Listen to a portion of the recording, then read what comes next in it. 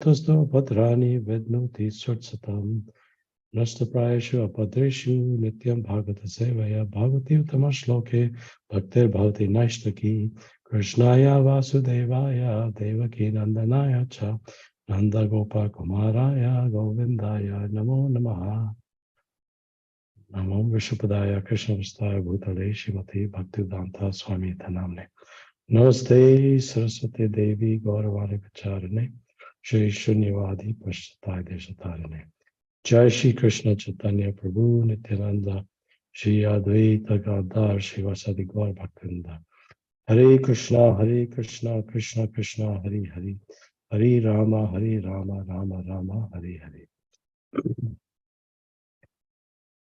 Thank you all for joining. Thank you Puna Mataji for joining. Hope you had a nice long holiday weekend with your family. You're doing well? Hare Krishna Prabhu, yes, thank you. How are you? I'm doing okay, thank you. I'll just drink some water. So we'll read verse. Can you all see my screen projection of chapter 1? I'm sorry, Canto 1, chapter 11, verse 24. Visible, right? Yes, Prabhuji. Yeah, we are seeing. Okay. Okay, so I will chant the shloka. Raja Margam Gate Krishna Dwarkaya Kula Striya Harmayani Arur Vipra Tad Ikshna Mahatutsava Raja Margam Gate Krishna Dwarkaya Kula Striya Harmayani Arur Vipra Tad Ikshna Mahatutsava Raja Margam Gate Krishna Dwarkaya Kula Striya Harmayani Arur Vipra Tad Ikshna Mahatutsava. Somebody else would like to try?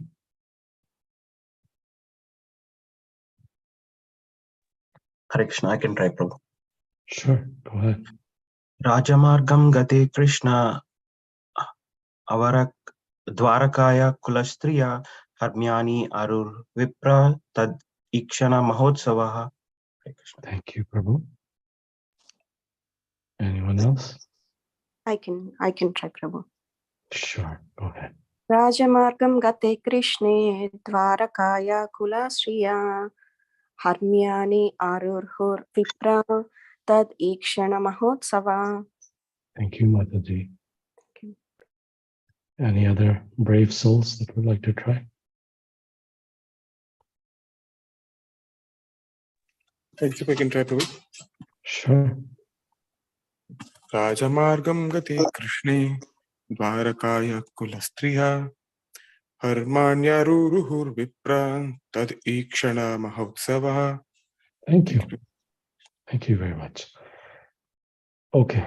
We're the requisite magical number 3. So we'll go ahead. Synonyms.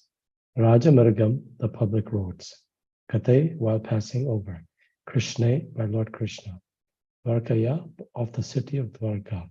Kulastriya, the ladies of the respectable families. Harmayani, on the palaces. Arurur, Kartap, Vipra, or Brahmanas. Tat Ikshana, just to look upon him. Krishna, Maha Utsava, accepted as the greatest festival. Translation and purport by His Divine Grace, Srila A.C. Bhaktivedanta Swami Prabhupada Ki Jai. When Lord Krishna passed over the public roads, all the ladies from the respectable families of Dwarka went up to the roofs of their palaces just to have a look at the Lord. They considered this to be the greatest festival. When Lord Krishna, we can repeat. When Lord Krishna passed over the public roads, please repeat. When Lord Krishna Passed over the public roads. All the ladies from the respectable families of Dwarka all the ladies from the respectable families of the Dwarka went up to the roofs of their palaces just to have a look at the Lord. Went up to the roof of their palaces just to have a look at the Lord. They considered this to be the greatest festival. They considered this to be the greatest festival. Thank you very much. Purport. To have a look at the Lord is a great festive occasion, undoubtedly. To have a look at the Lord is a great festive occasion, undoubtedly, as it was considered by the metropolitan ladies of Dwarka. This is still followed by the devout ladies of India, especially during the days of the Jhulan and Janmashtami ceremonies. The ladies of India still throng up in the greatest number at the temple of the Lord, where his transcendental eternal form is worshipped. The transcendental form of the Lord installed in a temple is not different from the Lord personally.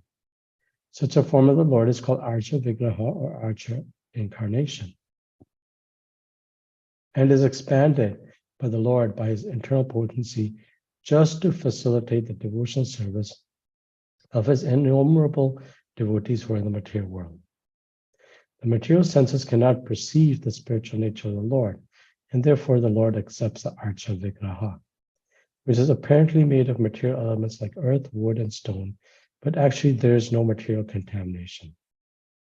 The Lord being Kaivalya, one alone, there's no matter in him. There's no matter in him.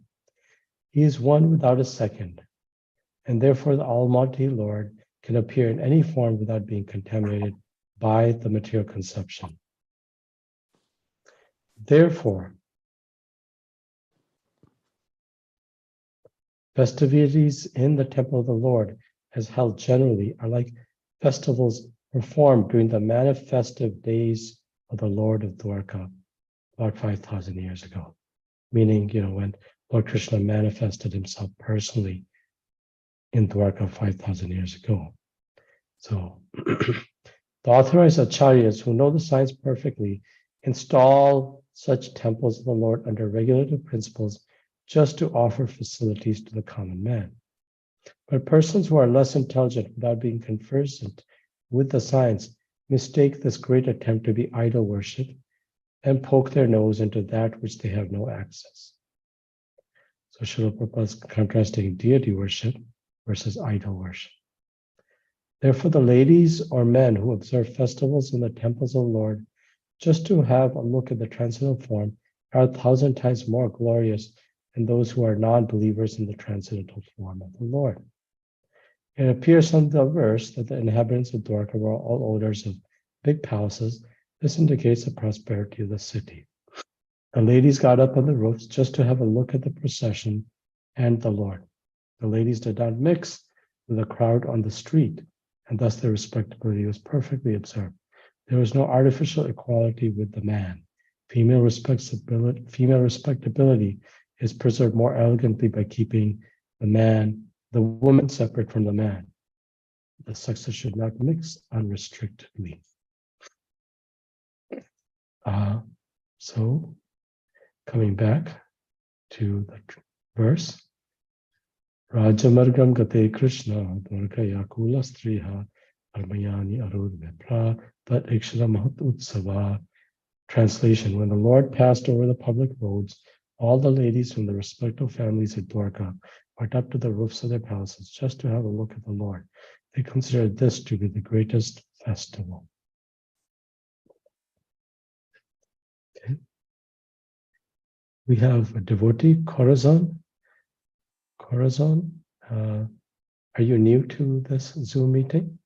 And Prithvi, are you both new to this Zoom gathering? Yeah, this is my first time. Where are you? My first time too. Where are you all both from? Or Oregon or somewhere else? I'm from Hillsborough. I work at Intel. Okay. Oh, nice. Thank you for joining us. And I'm in Corazon, Portland. are you a student at PSU or something like that, or no? You just work in Portland proper? So I live and work in Portland, and I am just very interested in this. I went to a retreat, and they were talking about the Vedas, so I just got curious and wanted to learn more. which retreat was that? It was many years ago. It was an Ayurvedic meditation retreat in Index, Washington. Okay. Well, thank you for joining. So what we're doing is we're reading a book here called, so if you go to this website called vedabase.io, if you just type vedabase.io in Google, this website will open up, and there'll be these books which we call our scriptures, the most prominent being the Bhagavad Gita, and then the Śrimad Bhāgavatam, and then other books, some of which are at the quote-unquote beginner level, and some of which are, more advanced.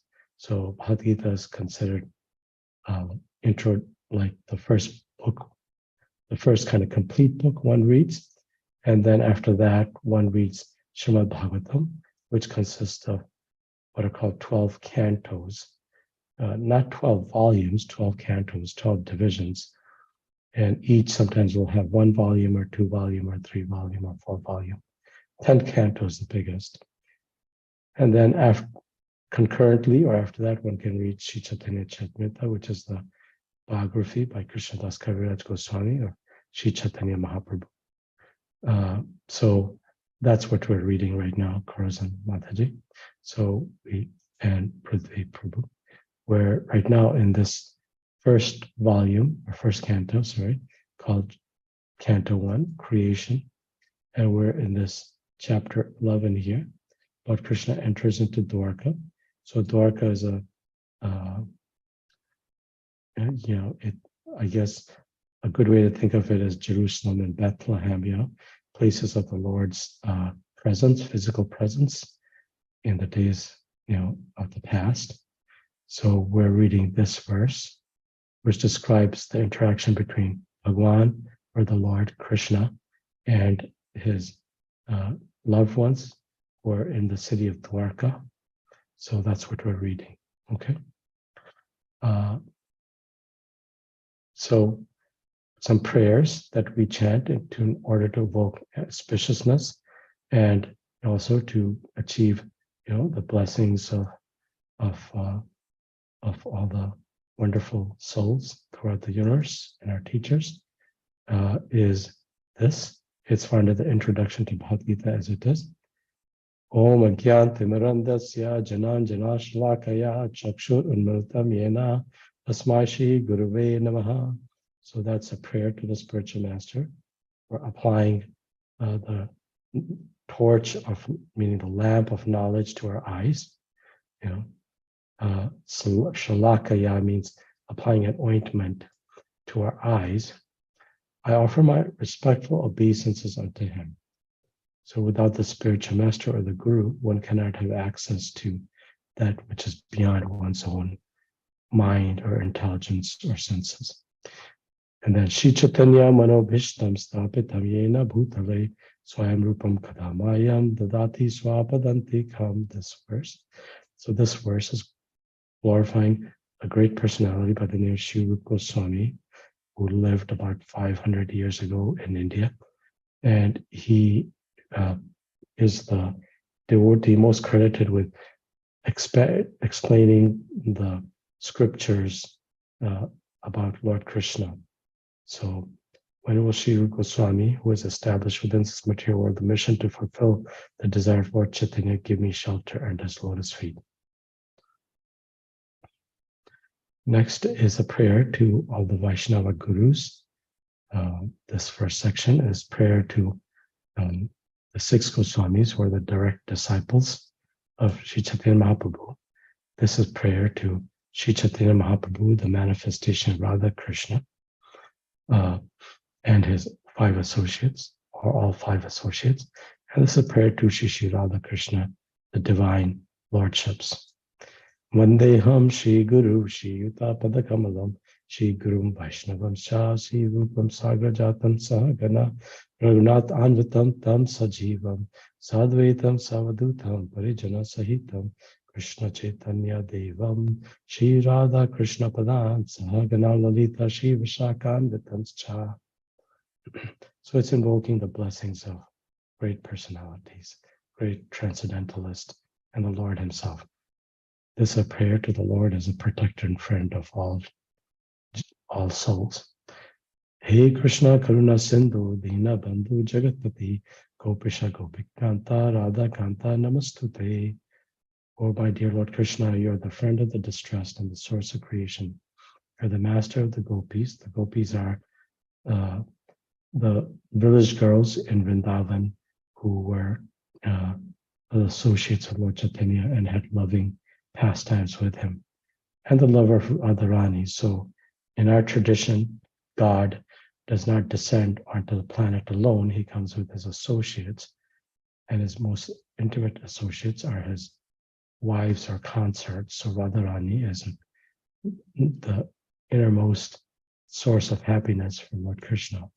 I offer my respectful obeisance unto you. So this word that you see, namaha, throughout, this entire set of prayers means offering obeisances or respect.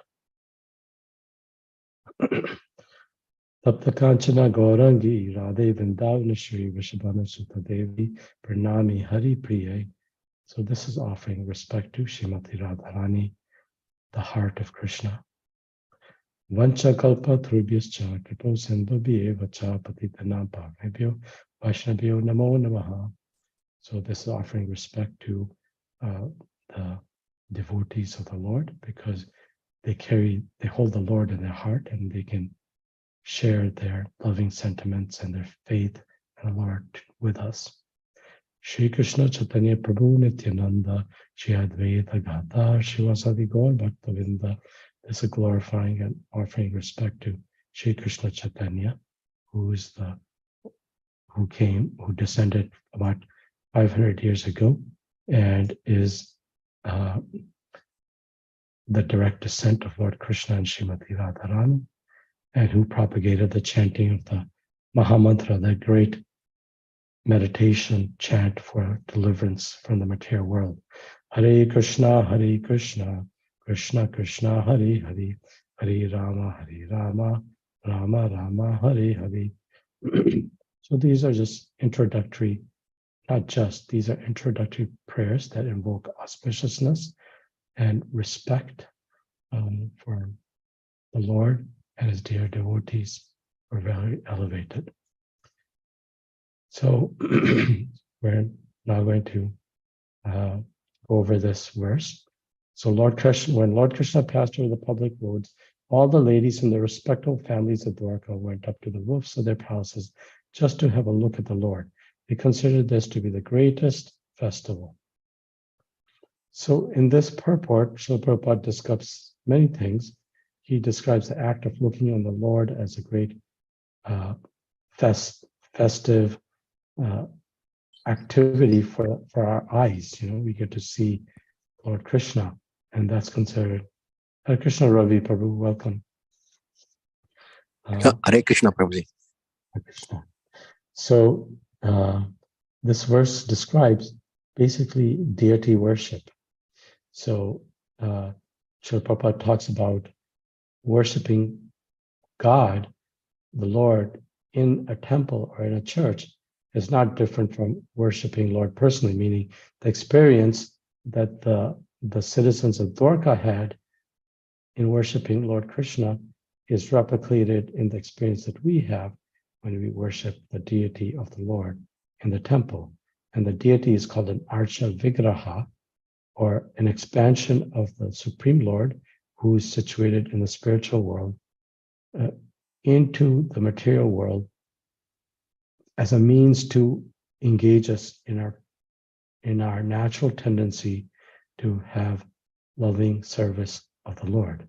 Just like we love to serve our spouses, our children, our parents, our community, our society, our country, this tendency to serve is an inherent